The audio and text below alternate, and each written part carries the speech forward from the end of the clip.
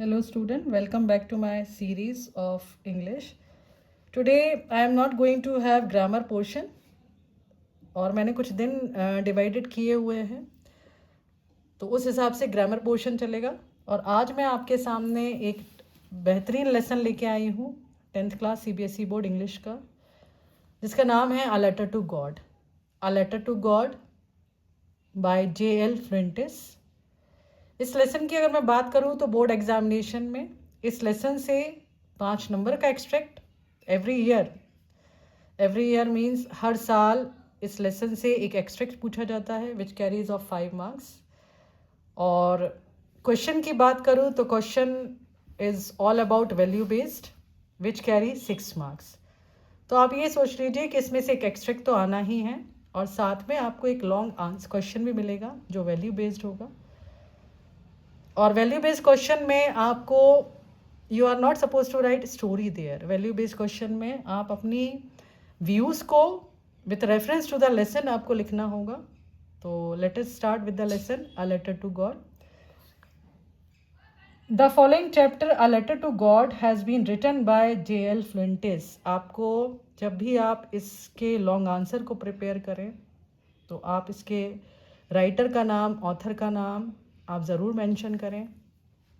बिना ऑथर के जो लॉन्ग आंसर्स रहते हैं उनकी मार्किंग में थोड़ी दिक्कत जाती है, तो इसलिए आप इसके ऑथर का नाम आपको ध्यान में रखना पड़ेगा।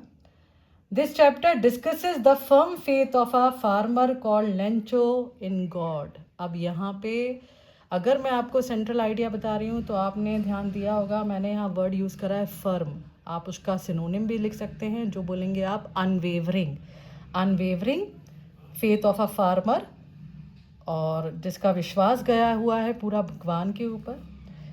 When Lencho's crop are destroyed in the hailstorm and his whole family faces the prospect of going hungry, आप एक सिचुएशन देखेंगे जहाँ पर आपको ये समझ में आएगा कि लेंचो एक्सपेक्टेशन जो थी उसकी जो रेडी था अपनी फसल को लेकर, थोड़ी सी बारिश उसको चाहिए थी, बस बारिश ना होके कुछ और वहाँ पे सिनेरियो हमें देखने को मिलेगा और वो सिनेरियो होगा हेल स्टॉर्म वाला, जिसकी वजह से परिवार को एक कंडीशन लगेगी कि this year we are going to, अगर मैं बात करूँ तो इस साल उन्हें दिक्कत में उनका परिवार उनको आता हुआ नज़र आएगा। लेकिन अगर मैं यहाँ लेंचो के विश्वास की बात करूँ तो उसी के विश्वास के चलते Lencho writes a letter to God asking for help. और यही इस लेसन का सबसे बड़ा कंटेंट पार्ट होगा जो आपको अपने आंसर्स में ऐड करना पड़ेगा। कि जनरली हम जो लेटर अगर हम किसी से मदद मांगते हैं तो यूजुअली हम अपने रिश्तेदार से मांगेंगे, हम अपने फ्रेंड्स से मांगेंगे। लेकिन यहाँ लेंचो ने एक ऐसा विश्वास दिखाया हुआ है कि वो किसी के पास ना जाते हुए वो डायरेक्टली भगवान को लेटर लिखने की कोशिश करता नहीं है, लिखेगा ही वो लेटर और उसका जवाब भी उसको मिलेगा।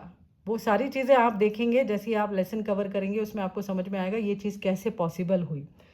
तो इससे हमें एक चीज़ ये देखने को मिलेगी कि लेंचो की जो पॉजिटिविटी थी, उसका जो पॉजिटिव एटीट्यूड था, वही एटीट्यूड ने उसके परसेप्शन को यकीन में बदल दिया और वही सारी चीज़ें उसके हिसाब से होती चली गई जो उसको एग्जैक्टली में चाहिए थी। The story presents how Lencho is help by the postmaster who does not want to break Lencho's faith in God. अब यहाँ मैं अभी तक मेरा कैरेक्टर जो चल रहा था वो सिर्फ लेंचो को लेके चल रहा था, लेकिन अभी मैंने आपके सामने एक नया नाम लिया है यहाँ पे और वो नाम लिया है मैंने पोस्ट मास्टर का। जितना यहाँ पे लेंचो है उसका डबल अगर मैं बोलूँ तो जो उसका सपोर्ट जाएगा, कौन उसकी मदद करेगा, वो all is about next character which is a very very important character of this lesson. और उसकी आईनी भी मैं आपको बाद में बताऊंगी कि ये सारी आईनी इस लेसन की कहाँ गई, कैसे हुई। तो इसमें जो मेन कैरेक्टर लेंचो से ज़्यादा आपको दिखाई देगा तो वो मेन कैरेक्टर दिखाई देगा आपको पोस्ट मास्टर का। So let us begin the lesson. ये छोटा सा एक सेंट्रल आइडिया मैंने आपको बताया। अब अगर आप इसके लेसन की बात करें तो यहाँ पे आपको कुछ वर्ड्स मैं बता रही हूँ, उस वर्ड्स पे आप थोड़ा ध्यान दीजिएगा। जैसे यहाँ पे आप देखेंगे तो स्टोरी में अगर कभी आपका एक्सट्रैक्ट आएगा तो वो एक्सट्रैक्ट या तो यहाँ से कवर किया जाएगा, और यहाँ से आप देखेंगे कि इसमें दिया हुआ है डाउनपॉर, जिसका मीनिंग होता है shower.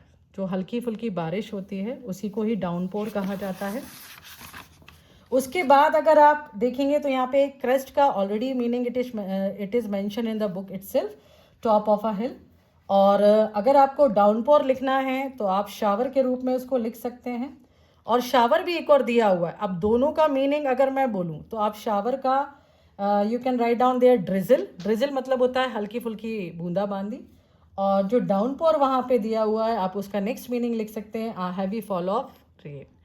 Heavy fall of rain बारिश को ही कहा जाता है। अब इस पैराग्राफ में से तो आप इतना ही कवर कर सकते हैं। नेक्स्ट अगर मैं बताऊं तो it is all mention about the family person. यहाँ पे उसका जो कन्वर्सेशन चलेगा वो अपनी वाइफ के साथ चलेगा।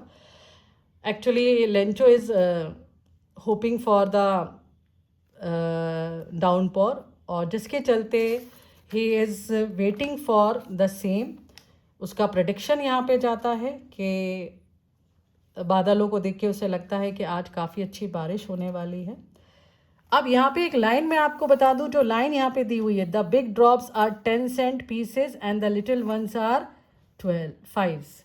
तो ये जो सेंटेंस यहाँ पे गया है, it take a great meaning, जहाँ पे उसकी उम्मीद जो है उसने काउंट करी हुई है। अपनी उम्मीदों को वो इसी हिसाब से करता है कि जो बारिश की बूंदें हैं, अगर वो बारिश की बड़ी बड़ी बूंदें हैं तो वो उसको 10 गुना अपनी जो उसने फसल लगाई हुई है उसको मिलेगा, और अगर छोटी बूंदें आती हैं तो उसका 5 गुना उसने हिसाब लगाया हुआ है।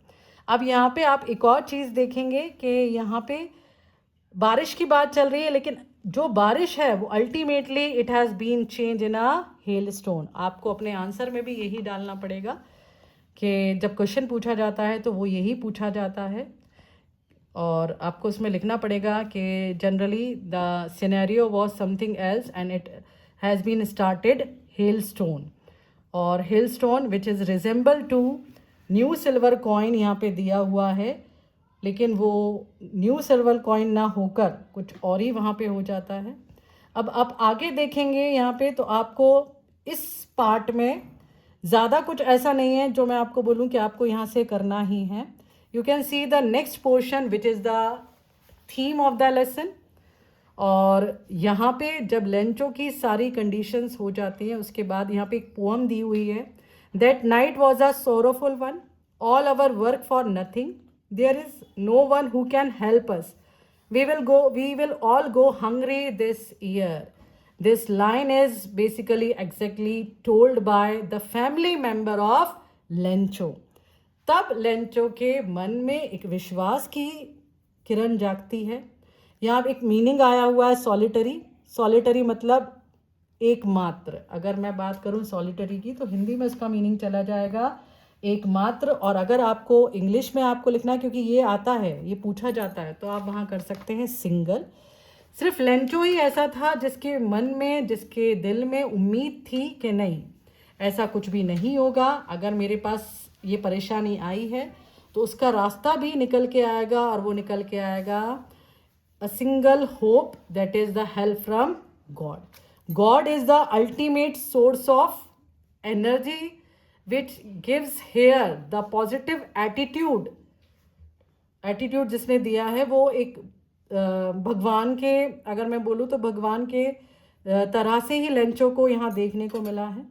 और साथ में मैं आपको ये भी बताना चाहूँगी कि ये जो सेंटेंस यहाँ पे आया है, don't be so upset even though this seems like a total loss, remember no one dies of hunger. ये क्वेश्चन भी एज अ फ्रेज के तरह से बोर्ड एग्जाम में पूछा जाता है कि which means it is generally asked by the question means asked in the question paper कि यहाँ पे जो टोटल लॉस की बात हो रही है, या इस बार हम भूखे मर जाएंगे या हमारा पूरा परिवार भूखा मर जाएगा। यहाँ पे जो सेंटेंस है या ये जो फ्रेज यहाँ पे बोले गए हैं वो किसके द्वारा बोले गए हैं, ऐसा पूछा जाता है बोर्ड एग्जाम में।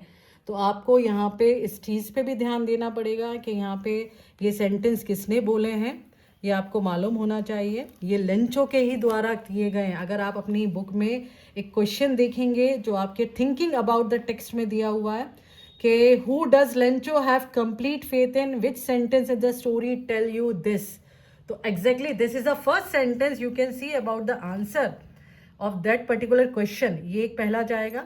उसके बाद यहाँ पे आप बहुत सारे देखिए यहाँ पे, that's what they say no one dies of hunger, this is also a answer of this particular question.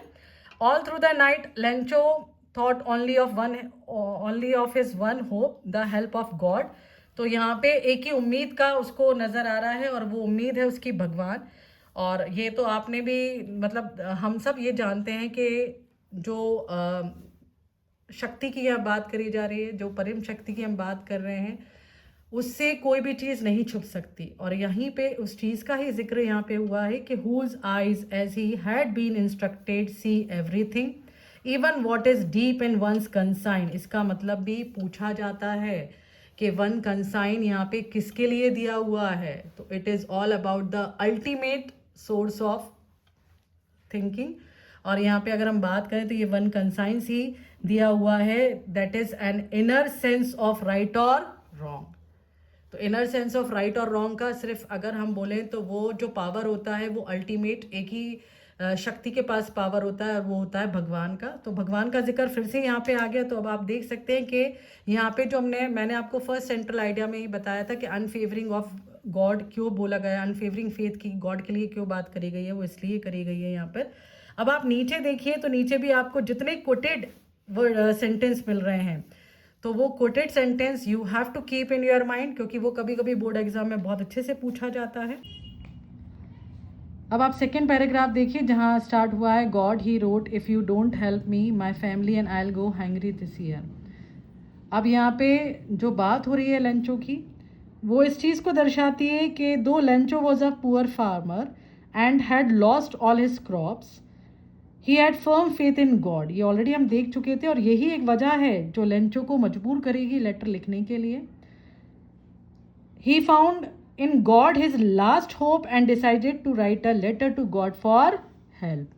और यही इसी चक्कर में लेंचो लेटर लिखता है और वो लेटर लिखने के बाद he asked God to send him 100 pesos so that he could sow his field again and support his family until the new crops were harvested।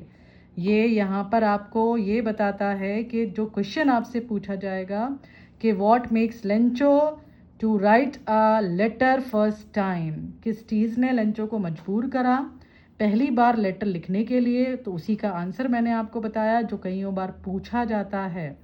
और यहाँ पे कभी कभी ये भी पूछा जाता है कि जो एनवलप था उस पर क्या लिख के भेजा, तो उस पर क्या लिख के भेजा, टू गॉड, टू गॉड।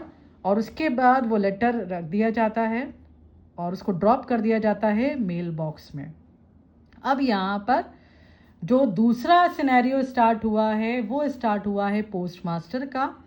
और पोस्ट मास्टर के अलावा जो एम्प्लॉयज़ हैं पोस्ट ऑफिस के, उनका जो कि एक है देखा जाएगा कि पोस्टमैन का।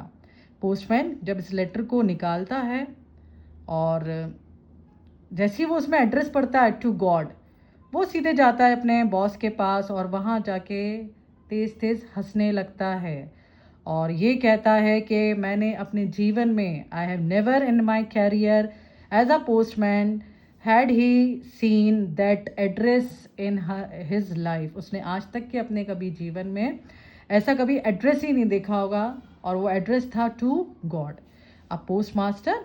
और यहाँ पे आप जब पोस्ट मास्टर का कैरेक्टर आपसे पूछा जाएगा तो मैं आपसे एक बात कहना चाहूँगी कि आप उसमें एमिएबल लिखिएगा, एमिएबल, जिसका मीनिंग यहाँ दिया हुआ है फ्रेंडली एंड प्लीजेंट। जो खुश मिजाज के लोग होते हैं, जो हंसमुख लोग रहते हैं, उनको ही एमिएबल बोला जाता है। तो यहाँ पे कैरेक्टर आपके सामने आया है पोस्ट मास्टर का।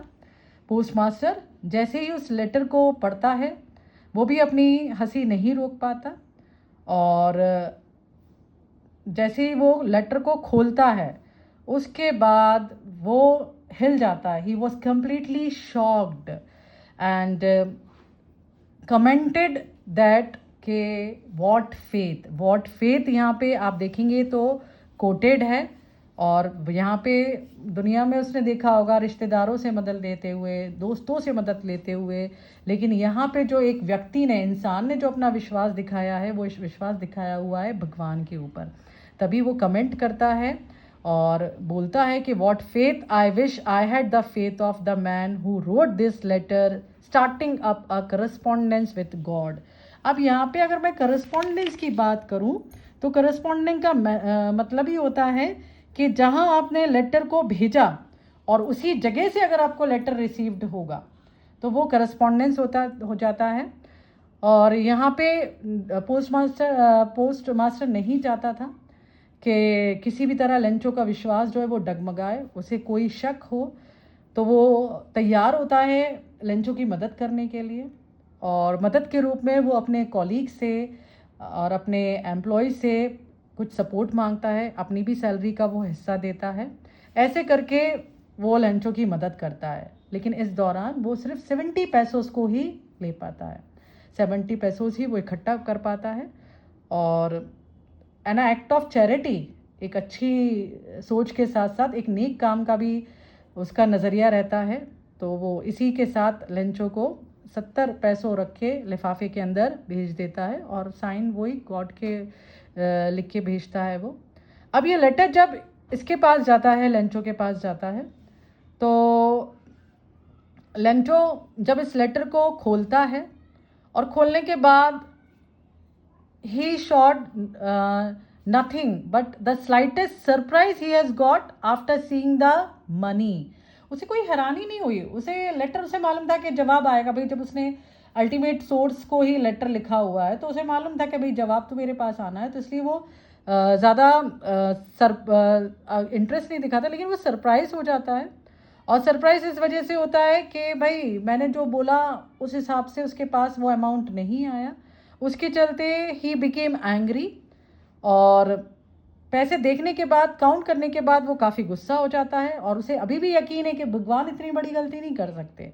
और ये जो गलती हुई है वो पोस्ट ऑफिस के एम्प्लॉय द्वारा हुई है। और लेंचो दोबारा जाता है, सेकेंड टाइम ये क्वेश्चन पूछा जाता है कि लेंचो को ऐसी क्या वजह थी जिसके लिए उसने दोबारा लेटर लिखा, तो वो यही वजह थी। As Lencho demanded for 70 pesos but he got only 30 pesos for which he wrote a letter second time to God. ये आपको आंसर में अपना लिखना पड़ेगा, सेकेंड टाइम टू गॉड। और जाता है, दोबारा लेटर लिखता है, और लेटर लिखने के बाद वो यही बताता है, सारा सब कुछ यही बताता है। और अब ये बोलेगा वो कि God of the money that I asked for only 70 पैसोज reach me. It means उसने जो मांगा था वो 100 पैसोज मांगे थे, 100 पैसोज में से सिर्फ उसके पास 70 पैसोज आए हैं। 30 पैसे जो उसके हैं उसको लगता है पोस्ट ऑफिस के एम्प्लॉय ने ले लिए, जिसको देखने के बाद वो उनको नाम दे देता है a bunch of crooks. Bunch of crook मतलब होता है a group of dishonest people. ये भी एक क्वेश्चन के एक्सट्रैक्ट आता है, तो उसमें पूछा जाता है कि what do you mean by a bunch of crook, या बंच ऑफ क्रूक लेंचो ने किसको बोला, तो किसको बोला, पोस्ट ऑफिस एम्प्लॉय। और यहाँ पे वो लिखता है अपने लेटर में कि मैंने आपसे जो 100 पैसोस की डिमांड करी थी उसमें से 70 पैसोस मेरे पास आए हैं, मुझे 30 पैसोस की और ज़रूरत है। और इस टाइम आप लेटर मुझे मेल के थ्रू मत भेजिएगा, क्योंकि मेल, अगर आप मेल के थ्रू भेजेंगे तो फिर से जो अभी पोस्ट ऑफिस के एम्प्लॉय ने उसमें से पैसे निकाल लिए थे, अभी फिर वो निकाल लेंगे।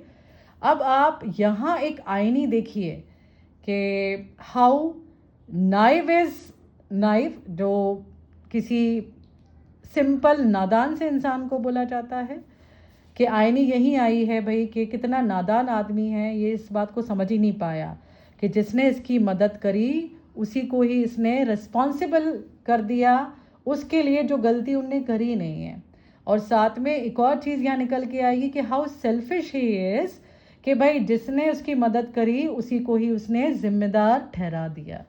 तो this is all about a lesson, जो मैंने आपको छोटा सा कंटेंट आपको समझाया है एज अ सेंट्रल आइडिया के साथ, थीम के साथ। और नेक्स्ट पार्ट में I am going to put very important question regarding this lesson only, for which carry for 3 marks as well, and 6 marks. So be tuned with this channel. जब तक के लिए thank you, goodbye, take care.